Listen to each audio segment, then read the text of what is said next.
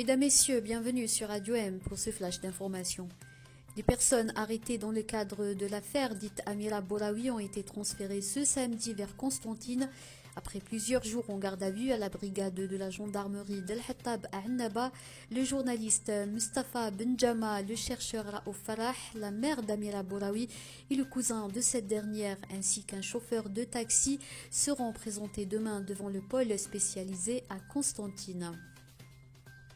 Notre pays est devenu un cimetière des libertés. C'est avec ces mots que le président du RCD, Athmane Mazzouz, a résumé la situation politique du pays ce samedi lors de la célébration du 34e anniversaire du parti.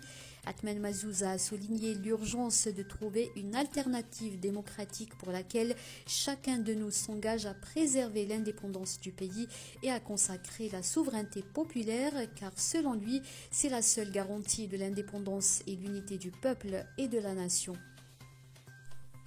L'Algérie compte produire localement des batteries de stockage d'énergie solaire. Un accord a été signé ce samedi entre Sonelgaz, le centre de recherche scientifique, et une start-up locale. Cet accord prévoit la livraison de prototypes de la batterie de fabrication algérienne dans 4 mois. Selon le ministre de l'Enseignement supérieur, ces batteries seront utilisées pour stocker de l'énergie et assurer la continuité d'approvisionnement de la région sud en électricité jour et nuit. 10 ans après son lancement, le projet du tramway de Mostaganem voit le jour.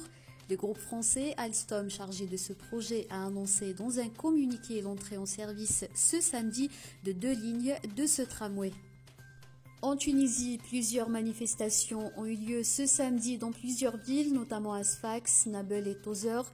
Ils étaient des milliers à avoir répondu à l'appel de la centrale syndicale pour protester contre la dégradation de la situation économique et l'arrestation fin janvier d'Anis Kabi, un responsable syndical. C'est la fin de ce flash. Merci de votre attention.